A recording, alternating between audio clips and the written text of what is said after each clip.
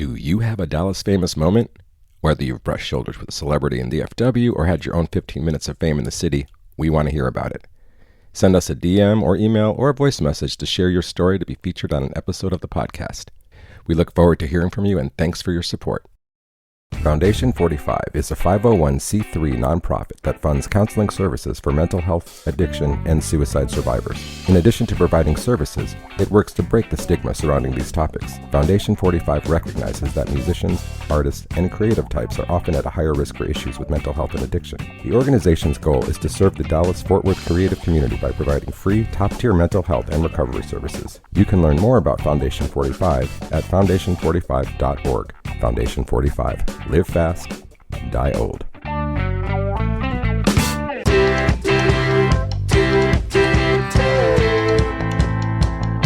I'm Andrew Sherman. I'm a Texas transplant who has always been in pursuit of art as a career. I've played in bands, pursued an acting career in Hollywood, but I found it behind the lens of a camera here in Dallas, Texas. I was born in New York. I've lived in Chicago, Los Angeles, Austin, but I love Dallas. There's a magical artistic scene in Dallas that mostly goes unnoticed to the outside world. This podcast is focused on what makes it so special and the people who make it thrive artistically. If you don't live here, and even if you do, you might not have heard of them. This is the Dallas Famous Podcast. So who you gonna be? Who you gonna be when you're all grown up? Who you gonna be? Who you gonna be when you're all for us? Yeah. This week on the Dallas Famous Podcast, we're thrilled to welcome April Samuels, a powerhouse drummer, breast cancer survivor, and all-around inspiration. Known as Crash Gordon in the band Metal Shop, April's played with a bunch of bands over the years, Frognot being one of her most recognized. Her life took a dramatic turn when she was diagnosed with triple-negative breast cancer, but she transformed that tragic news into a mission of inspiration. Determined to become a fundraising force, she founded the Breast Cancer Can Stick It Foundation, raising awareness and over $600,000 for breast cancer research to date.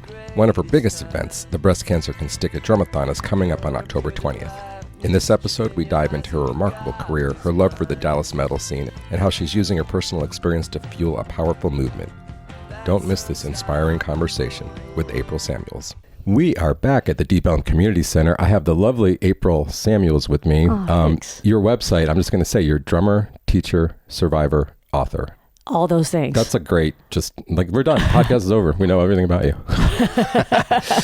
We're done. Thanks for having me. Yeah. But you're a drummer first and foremost? Yes. Yeah. Absolutely. Okay, well, let's start with that. You're from Dallas, is that right? Yeah, actually, I was born in Amarillo, but I only was there for about 6 weeks. I moved to Plano when I was about a year old. Okay. So, yeah, I've been in the area for a very long time. Gotcha. Okay, and then what was the catalyst of first picking up drumsticks? Great question. So I happened to have a couple of people in my life that were had drum sets. So it was my best friend's older brother had a drum set, and then my cousin had a drum set. And so I was like 5 years old, and I was exposed to drums very early. And I just, of course, I wanted to play them, but I wasn't allowed to. And I was just very infatuated with them. So that's kind of what set it off. And around that same time, I asked Mom to get me a pair of drumsticks at a local music store when we were there for my brother's guitar lesson. And she got them for me, and I was just hitting everything in the house for like years. I'm sure it made him crazy. And then they finally said, we're not going to get you like a real drum set until you've taken lessons and you've kind of stuck with this for a while.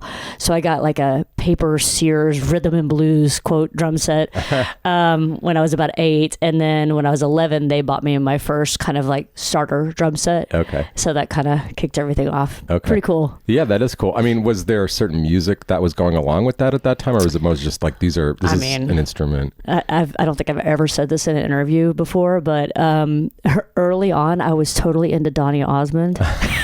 So was I.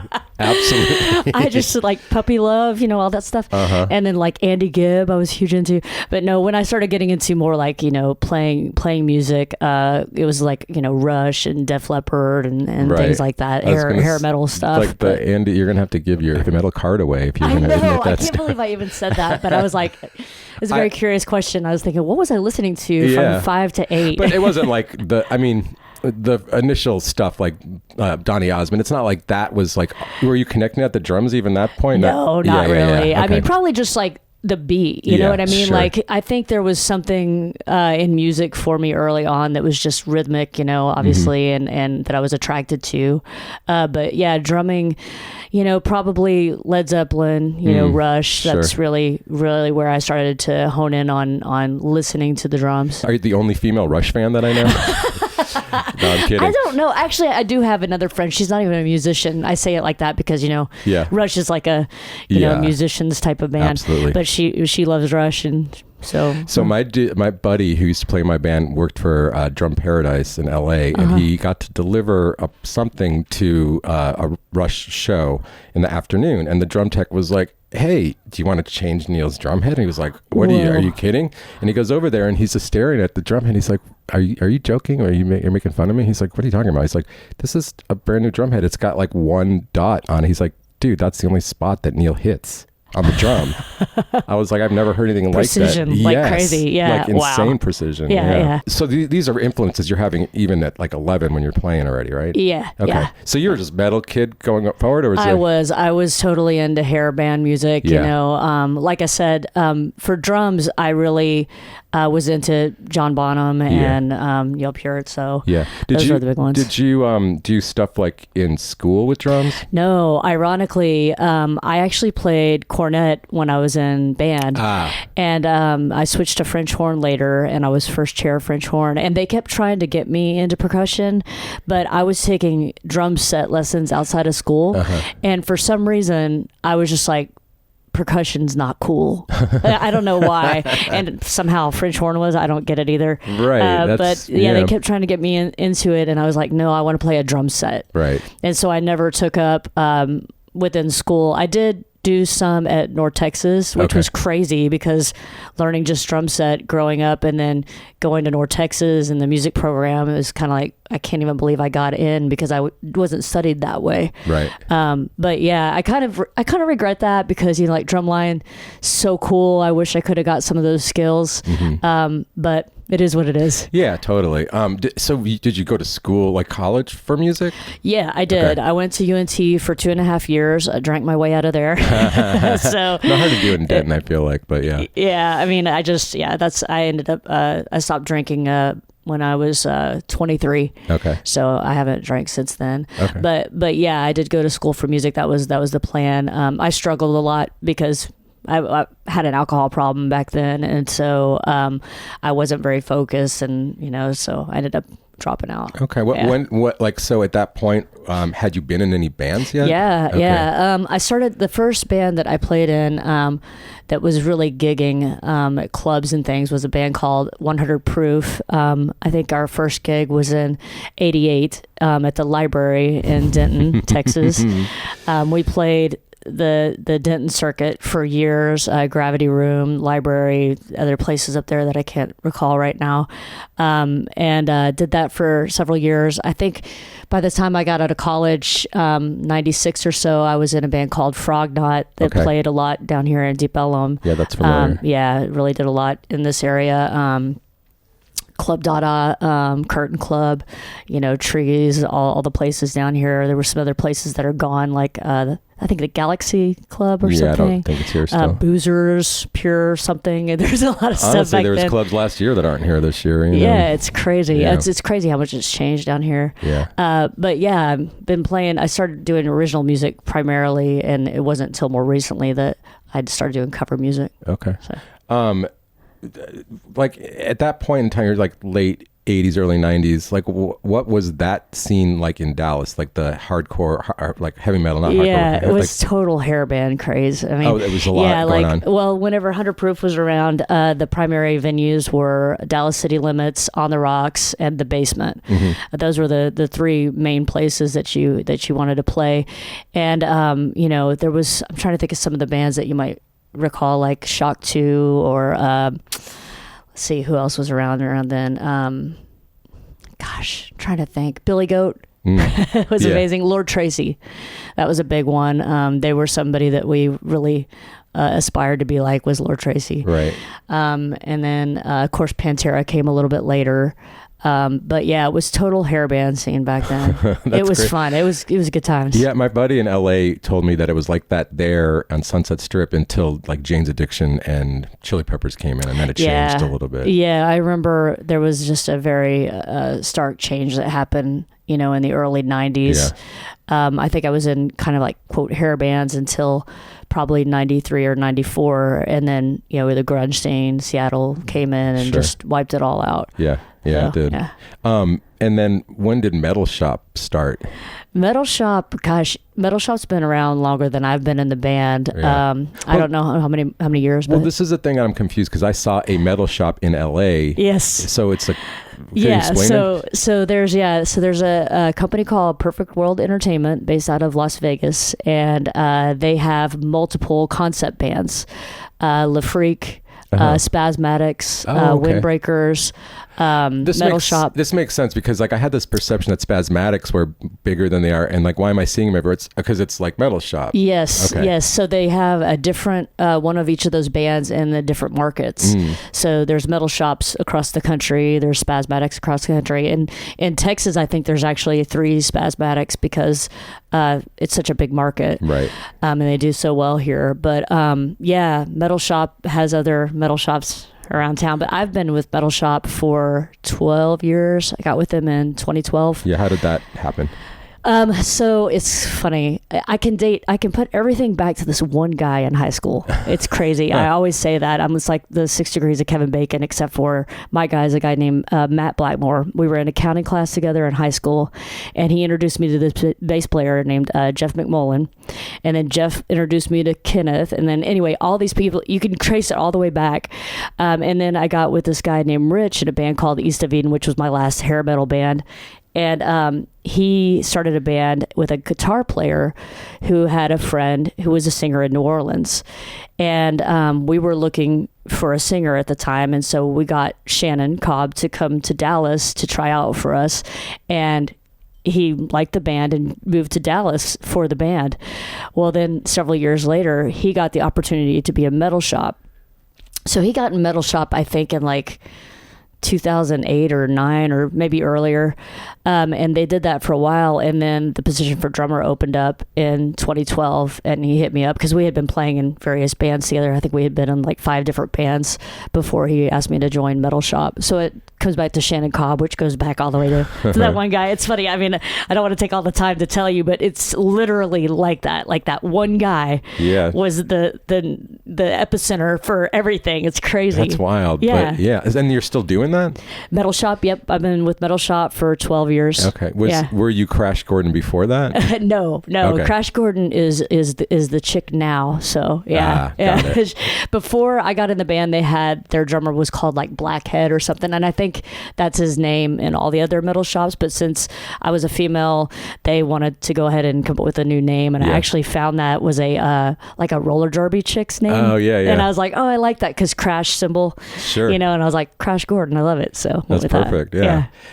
So you're doing shows like in town. Like I don't feel like I've seen it being advertised. More corporate stuff. Or? We do corporate stuff, but we also play all over Texas, Louisiana, and Oklahoma. Okay. So like this past weekend we were in Bedford, and this coming weekend we're in Tulsa. Cool. So yeah, we play a lot. COVID had a really big effect on the band. We were playing anywhere from 8 to 10 times a month prior to COVID, and now it's more like 3 to 6 times a month. Yeah. And it just hasn't picked up since then. It's been really weird. Right. I'll admit, is like you probably haven't heard the show much, but I'm like metal is not my favorite. My favorite show I went to was Metal Shop. I was like, this is funny, and like I can appreciate this music better in this context personally, but that's just me. People make fun of me. I don't care. I had a very good childhood, I guess. Is what it is. We have fun. We wear the spandex, and everybody has eyeliner on. Yeah, I think the one I went to was at the Viper Room, and it was like early. It was like the beginning of it, and so they were doing a wet t-shirt contest, and there was nobody there, and so like the body shop was next door, the strip club. So we had like strippers on stage for our show. Probably never happened again. I mean, it was pretty intense. That's not what I liked about the show the most, but it didn't hurt. Well, one of the first Metal Shops in LA ended up turning into Steel Panther. So if you're familiar with Steel Panther, they were originally Metal Shop. I probably saw them because I think I went the first month because I was doing stuff at Viper Room. So like someone's like, you got to come see this. And I was like, okay. Like, I don't know why I said yes, because like normally I'm like, I it's did funny. just shoot. It's entertaining. Yeah, exactly. I just shot Rob Zombie, and that's only because my wife wanted to go. I was like, yeah, okay. This is what I thought it would be personally. Okay, so let's get to the more heavy part of your career. So 2010, diagnosed with triple negative breast cancer, which I've never even heard of that. Yeah. I hadn't heard of it either when I was diagnosed with it. And in fact, there's just all these different kind of like types of breast cancer. They have an ER positive, PR positive, HER2 positive, and then the negative versions of all those, and then something called triple negative, which means that your cancer isn't fueled by a hormone. It's fueled by something else. So some of the treatments that they do for other breast cancer patients aren't the same for me. The good news is with triple negative breast cancer, chemo works really well. So that's a good thing, especially if it's found early. So triple negative breast cancer is more rare, more aggressive, more likely to recur, all the bad things. It was a very, very scary diagnosis to get. Why did you go in the first place? I actually had fibrocystic breasts, and I had been going to a breast surgeon for just screening, and they did ultrasound screenings every 6 months, because with fibrocystic breasts, and I also had dense breasts, it makes it harder to find any kind of lumps or anything like that. And so they were very diligent about checking me every 6 months. And it was at one of those regular screenings where it was found. When it was found, it was in July of 2010. But at the time, they weren't sure that that's what it was. They wanted me to come back in 3 months. And when I came back in 3 months, it had grown to twice the size. And they wanted to do a biopsy. So kind of went from there. Well, I mean, do you remember initially where you were at with all of it? Just like how I felt about it emotionally, kind of thing. Yeah. Yeah, man. It was funny because whenever they were like, "Oh, come back in 3 months," I honestly wasn't worried at all, because I'd had all kinds of cysts and things for many years. Okay, yeah. And they always came back benign. I'd had biopsies, I'd had aspirations, I had all these different things, and always benign. So I just really didn't think that it was going to be feasible. At the time, I was 41 years old, and it was young, considering, what age it usually hits you. You're more likely to get breast cancer when you're older. And so, 41 years old, and 3 months later, go in, they want to do a biopsy. And yeah, man, it was like the world stopped when they made that phone call to me. I remember it like it was yesterday. It was 9 o'clock in the morning, October 26, 2010. Phone rang. It was the doctor, and he said, I'm surprised, but you actually have breast cancer. It's called triple negative breast cancer. And I always say that his voice just kind of morphed into like Charlie Brown's teacher at that point. Oh, yeah. Because I just kind of, went blank. It was just like, couldn't hear anything anymore. Yeah. But he did say for me to go, research on the internet on some reputable sites and learn more about triple negative. And it was, like I said, it was really scary because rare, aggressive, more likely to recur. These aren't the things you want to hear. But there was going to need to be more testing done, because we didn't know what the stage was at that time. They just had done the biopsy. So at that point, I didn't know if I had, cancer in other places, if it had metastasized. I didn't know anything. Wow. So they had me come in, and we worked really quick, which was great. When you get a cancer diagnosis, I know they've moved pretty quick, especially when it's aggressive. And did the scans and everything like that. Came back, and it hadn't spread anywhere. So the next thing I needed to decide was, did I want a lumpectomy, a mastectomy, a double mastectomy? What did I want to do?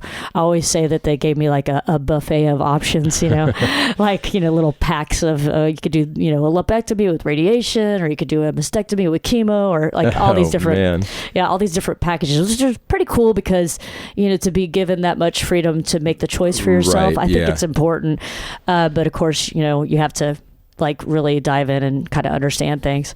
So Anyway, I actually had decided kind of early on, if I was ever diagnosed with breast cancer, that I would just have a double mastectomy, because that to me made it where the chances of it recurring would be less. It's hard to get breast cancer again if you don't have breasts. This was my thought process at the time. Right. I've learned since then that it doesn't necessarily reduce your chance of recurrence. However, it does make it easier to find breast cancer, like on your chest wall. So I know a lot of people who had mastectomies and reconstruction, and they go in for biopsies and they have trouble because they're having to work around the reconstruction or the implants or whatever to find it. And I hear a lot of horror stories about that, and I'm like, I'm glad I made my decision. Right. So sorry, that was a big long answer to your question. No, these are things that a lot of people don't personally know somebody, so they don't get to hear the answers. So I think that it was perfect. And I know, like, well, how long from the point that you were diagnosed did you actually start this idea of, or what they came up with the phrase,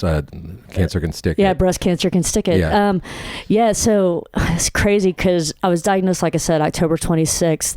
And by the middle of November, I just had this pull on me. Actually, going back, the day before or 2 days before I got the call, I was laying in bed and I was waiting over the weekend for the results from the biopsy.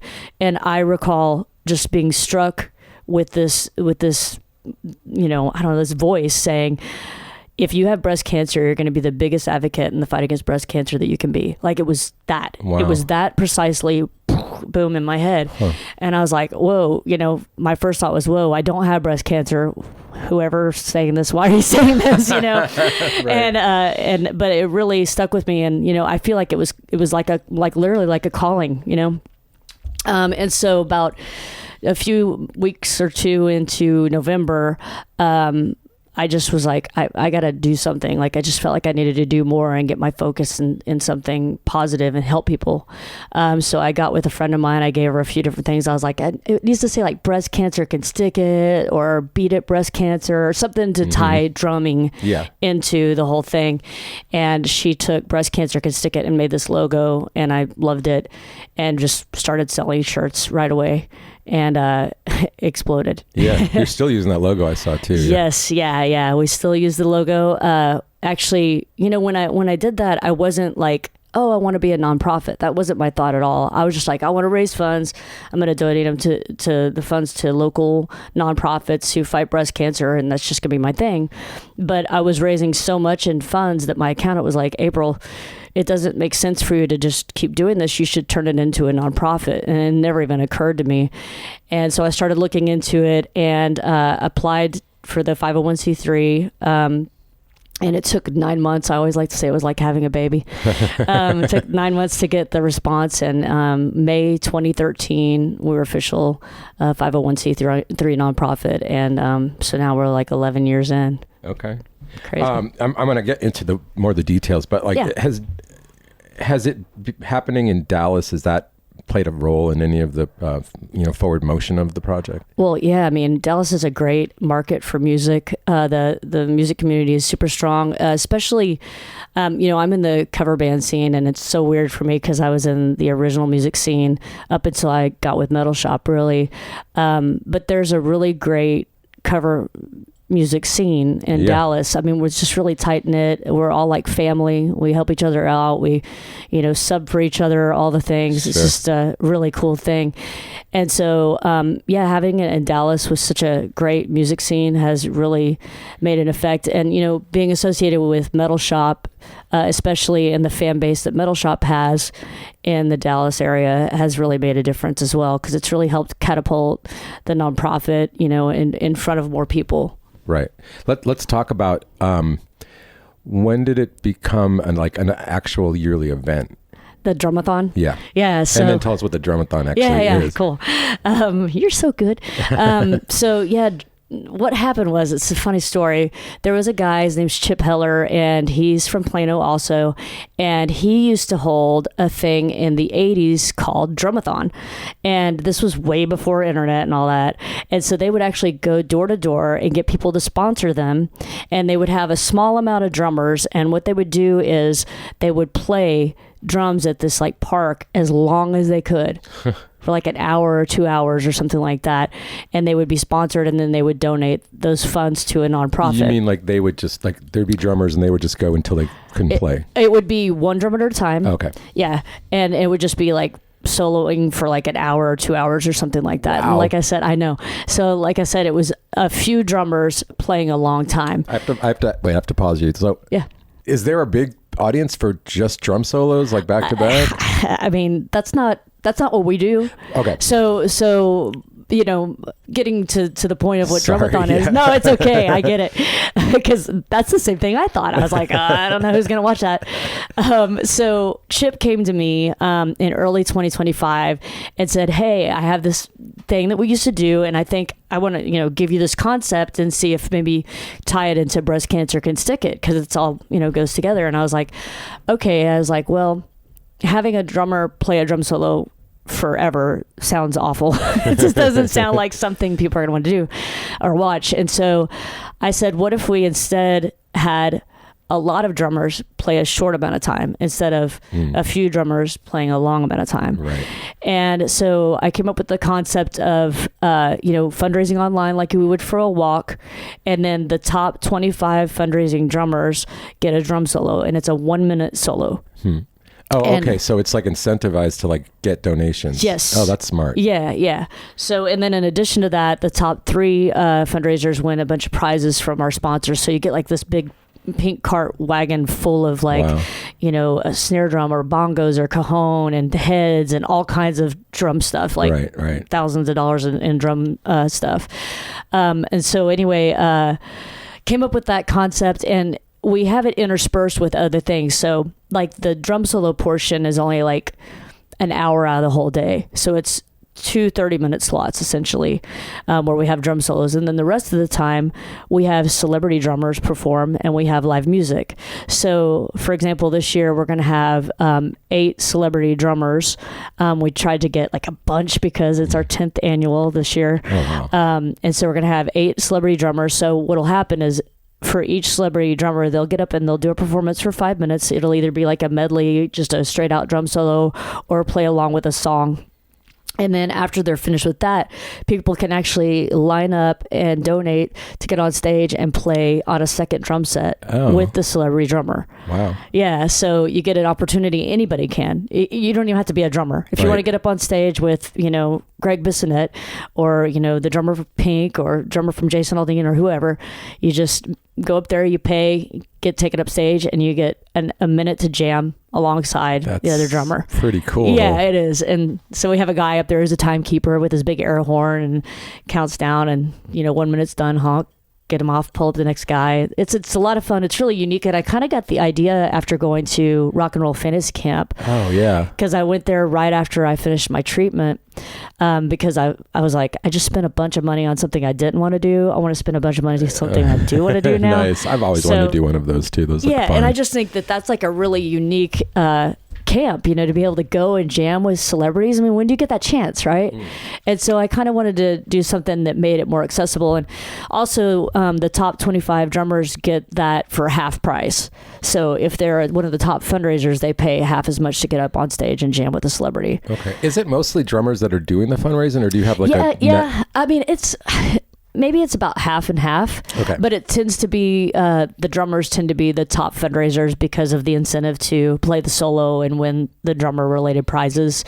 Last year we did a thing where we tried to see if we had prizes that were non-drummer related, if that would affect the fundraising of the non-drummers, and it really didn't. Yeah. It's really drummers that get mostly into it because there's so much incentive to do that. Right. But no, anybody can fundraise, just to be clear. We're not going to no, I mean, somebody wants to fundraise, come on out. It seemed like that when I looked at the website, I was like, oh, this is interesting. Yeah, it's like really is just based on like what can you bring to the table with your fundraising skills, essentially. Yeah. Yep, exactly. It's a really fun, unique event. This year we're going to have Escape, the Journey tribute out there, and then the Breast Cancer Can Stick It band will play, which is a band that I formed for the nonprofit. It's kind of like a house band. Oh, cool. And then we get the celebrities up to jam with that band at the end.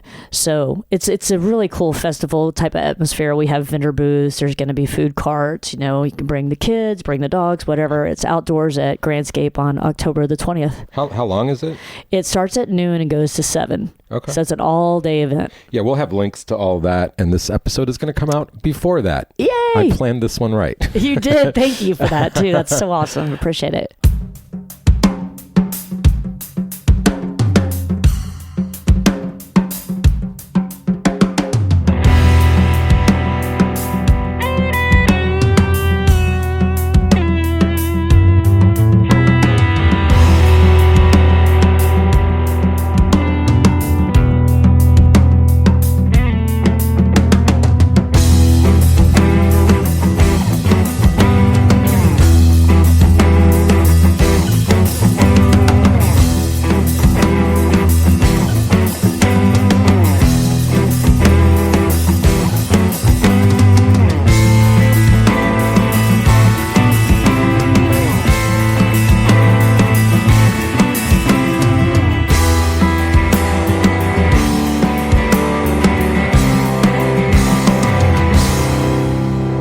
I try and arrange things. I do what I can. I make the adjustments. I spread myself thin. I take what is given. I roll with the tide. I smile so politely. I take it in stride. I'm slowly waking. I'm slowly faking my way through life. I feel it start building. I make it subside. I see just a little. I turn a blind eye. I make the excuses. I validate lies. I kill all the urges. I watch them all die.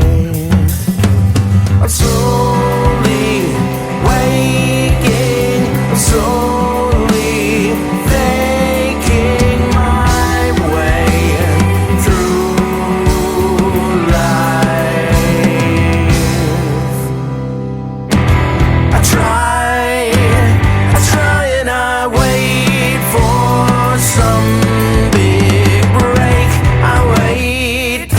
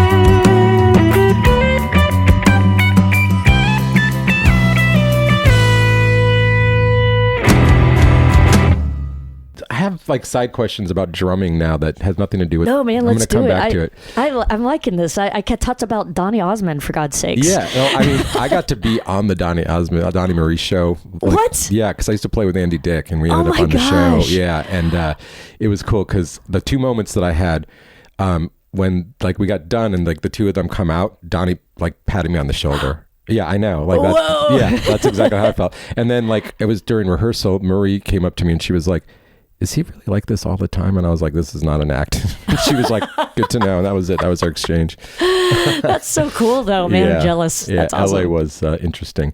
Well, the question I started to have, because like, I mean, you are a true 100% drummer to your heart. And like, so are there, first question is, when you hear certain drummers, you just know it's them right away? Yeah, there are certain ones like that. Like Alex Van Halen, I always can tell him. Rick Allen has a very specific way he plays too, interestingly enough. And he played the same way when he had both arms. Yeah. You know, and then it's just kind of cool when you think about that, It's that he's able weird. to still accomplish his style, Yeah. you know, with one arm. It's crazy. Yeah. Yeah. John Bonham is just, I mean, Oh, yeah. that's like a given. Probably those are the ones that come to mind that I think of. What about this? If you heard an ISO drum part, are there parts that are like, I know that song instantly? It's possible. It just depends on what the song is. Right. It's funny. You just made me think, like, sometimes I'll watch a video and I won't have the sound on, and I can figure out by looking at it where they are in the song. Wow. So I think that I could probably do that too if I was Right. just listening to the Well, because I drum just part. know most people, and I mean, sure you as well. Like you hear like the guitar riff of a song, you're like, woohoo! But like Yeah. I was like, you're a drummer. Like, is there a drum part? You're like, oh yeah, this is my jam coming up. Yeah. You know, it's, Yeah, I mean, totally. There's tons of songs like that. I mean, there's some, a lot of songs that have the drum part is a major part of the song, like "Walk This Way" or "In the Sure. Air Tonight" or anything like that. Anytime I hear that stuff, a lot of the Rush tunes, of course. Yeah, There's yeah, so yeah. many of those. Tom Sawyer and YYZ and everything. So yeah. Yeah. I did have that album. I listened to it Yeah, over and yeah. over. Yeah, I was a pretty big Yeah. fan of that. I like that question about isolating the drum part. It's like I want to do that now. I could have like Well, I know a they quiz sometime. I know they have. Yeah, I was like, you can do like name that tune for drummers. Like Yeah, maybe yeah. you can put it into the festival next year. Right. There you go. Let's go back to, you kind of turn your personal battle into like a mission. Yeah. Like, I mean, do you have any advice for like someone else that's got like just found out about this and like they don't really know what they're supposed to do or who to turn to? Yeah, well, I mean, the one thing that I always say for anybody is just having hope. I actually released a book earlier this year called Breast Cancer Can Stick It. Yep. And that is really what it's about. It's all my journals from when I went through breast cancer. And so I put it out there because I really want to inspire hope for people. I think that's the hardest thing, is it's easy to fall into a depression, if you get too wrapped up in it. But if you have hope and have something to look forward to, it's the best thing to do. There's of course a lot of like medical kind of things that, I could go into about, what's needed when you're about to go into chemo and stuff. But I think having a strong support group and having hope is very important. I think journaling was very therapeutic for me. I totally recommend that as well. And, everybody deals with it differently. So I always kind of tell what I did, but some people, those things don't work for. Like some people would rather be quiet about it and not talk about it and just have it be their personal battle at home, and they don't really tell anybody. Like I've interviewed people who, like, the first time they ever spoke about it publicly was with me on a broadcast or in an interview setting. And it's crazy to me, but that's what they needed, So I think it's just really important to recognize what you need and to embrace that and do whatever it is that gives you that hope that you need. I promised that I was just about to ask you about the book. Oh, you're so cool. I didn't know. I did have it. Oh, I knew you're an author, and so yeah, we'll have a link so people can get that. Yeah, thank you. Absolutely. So you're a full-time musician, and now you're like a full-time advocate. Now, how do the two blend? Like, how do you have time to do I know, both? it's crazy. And Metal Shop's just one of multiple bands. Who else are you playing Yeah, with? I play in a Billy Idol tribute band called Rebel Yell. Oh, fun. Yeah, I just started that this year. It's actually the guitar player from Metal Shop. Okay. And he had asked me to join the band in the very beginning, but I was too busy. And now, like I said, COVID has changed, so we're not playing as much, so I have more time. So picked that up earlier this year. And then I also play with Just Like Pink, which is a Pink tribute band. And that band, I'm what they call their touring drummer, but I'm also doing a lot of local shows. So I think I'm playing more than their regular drummer this year. And then I have the Breast Cancer Can Stick It band, which is, the band that's the house band for Drumathon or any Breast Cancer Can Stick It event where we have music. I usually get the Breast Cancer Can Stick It band in on that. Okay. So what other events do you do through the year? It's just random. Like sometimes what we'll do is we'll see, what's going on at Lava Cantina. They've been a great partner for us. So if they have nationals come through, oftentimes they'll allow us to set up a booth out there and get our name in front of folks and sell our official merchandise and raise funds. So we do that quite a bit. Sometimes we've done some things like girl power shows where we have several bands that feature a female musician, and then we raise funds through our booth and our donations and all that. So it's just a lot of random things. We do speaking engagements throughout the year. I got a speaking engagement this afternoon. I mean, just lots of different things, just staying busy, raising funds. So yeah, it's a lot. I mean, just the music stuff. I mean, are you touring at all? Well, the Just Like Pink band, it's really more just like one-offs out. Like we did a Indiana and Illinois thing recently. We did Ohio, we did Colorado. We're going to be doing California in January. So it's not like get in the van and go for like months or anything. It's just a little one-off out there kind of things. So it's hectic because Metal Shop travels a lot between Texas, Oklahoma, and Louisiana. So it's a lot of travel. I've been living out of a suitcase since 2012. I even bought like a luggage rack like you have at a hotel and have it in my bedroom, and my suitcase just sits on it because I'm like, it's easier than trying to remember, okay, what do I need to bring? So I just have it always ready to go. But yeah, I say really busy with that. But what's cool is, being a local musician and having the foundation, a lot of times I can combine those. So for example, on the 17th, Just Like Pink is playing at Legacy Hall. We're going to have a Breast Cancer Can Stick It booth there. They're going to do pink drinks and donate a portion of the proceeds to Breast Cancer Can Stick It. So I could do a lot of stuff like that. Especially in October, we do a lot of partnering with the bands that I play in. Cool. Yeah. Cool. I have another question that goes back to the beginning, but not so much where we're at now, but I don't care. I'm going to do it anyway. So you started in original bands and now you're doing like more tribute bands. I mean, but you're a drummer. Were you writing music in the original bands in the first place? Yeah. Most of the bands that I played in, I mean, I wrote the drum parts and everything like that, but the only band that I contributed outside of that to musically was the band Frognot. We were together from 96 to 2000, and me and the guitar player singer co-wrote basically everything. So we would often sit there, like lyrically, we would often sit there at a table and I would write a line and I'd pass it across to him and he'd write a line and we'd just do that and come up with some really cool stuff. Or I would write my own lyrics for a song or he would write his own lyrics, but in some way, like you look at it, it's almost divided right down the middle lyrically. I wasn't writing any of the music. There were times where I would maybe sing what I thought they should do in a song or something like that, and they would mimic that, but I wasn't like sitting down and formulating a whole song, with verses and everything. Just it was mostly lyrics. Right. And I really miss doing that, which was what made putting out the book really cool, was giving me an opportunity to write again in a different way. But it's still kind of a passion for me. Sure. I mean, are you going to ever dive back into original stuff? Or I would love to. Yeah. In fact, man, I'm making myself so old here, but Frognot had our 20-year reunion in, I guess it was 2016. So we're coming up now on 30, and we were just talking actually last night about doing that again.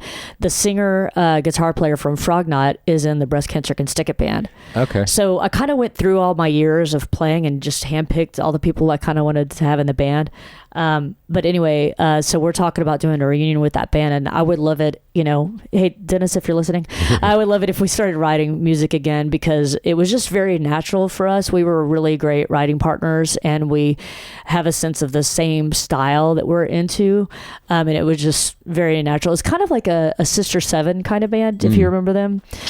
They were originally called Little Sister, and then they changed to Sister Seven. Patrice Pike, if you know her. Oh, yeah. I moved here like 10 years ago, so I've actually worked with her, but I didn't know her other bands. Yeah. Sister Seven was one of our favorite bands back then, in the early 90s, and we really kind of had their style in mind when we made Frognot.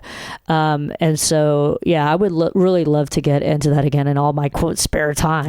You know? Exactly, right? When is that? Yeah. I mean, I'm glad that, I don't know, I think Bill reached out to me on this one. Yeah, Bill Powell. Yeah.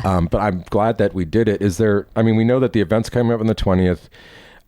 Is there anything else that's coming up that you want to tell people about? We have a lot coming up in the next couple of weeks. We have, again, October the 17th at Legacy Hall with Just Like Pink.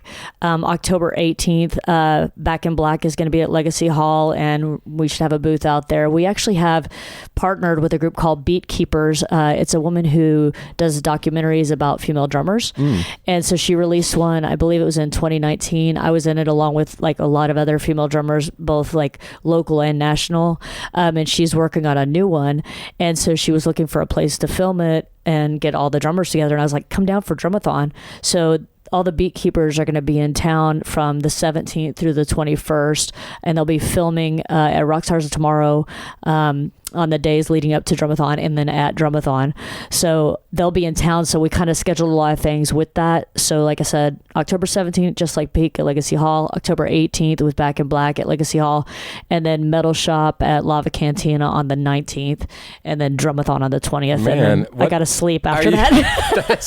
Sounds like my schedule, only your days are longer than mine. Jeez, yeah, that's crazy. It's crazy. I feel like I'm forgetting something. I do know that. Do you want to tell people how to get to the site online? We have a link, but some people don't go. So. Totally, yeah. Breastcancercanstickit.org is our main website, and then Drumathon.org with 2 M's, Drumathon.org is where you can get all the information about Drumathon. But yeah, it's a lot going on. We do have a monthly podcast called The Beat Broadcast. And we interview celebrity drummers and breast cancer survivors. So we keep kind of with that same theme. Wow. Is that like on Spotify and Apple and everything? It's not on Spotify right now. Right now, we're working on getting it distributed. Okay. So I'm working with somebody to get it distributed to more platforms. But it will be on Spotify probably by the end of the year. Okay. But again, it's called The Beat Broadcast. It is the third Tuesday of each month. We had to strategically find the spot where it would continually work. So the third Tuesday of each month, and it's broadcast live on Facebook. Okay. And then we put it out on YouTube, and we get the audio in it. Facebook page for that? Facebook. Breast Cancer Can Stick It. Okay. Cool, yeah. Cool. Yeah. April, this is fantastic. Super. Too, man. I love what you're me. doing. It's super important, and I like how it's almost like your music career really led you to this more than anything else. It absolutely did. So, it's exactly where I was meant to be. I feel like I saw, and this might be out of date, that you've helped raise $500,000.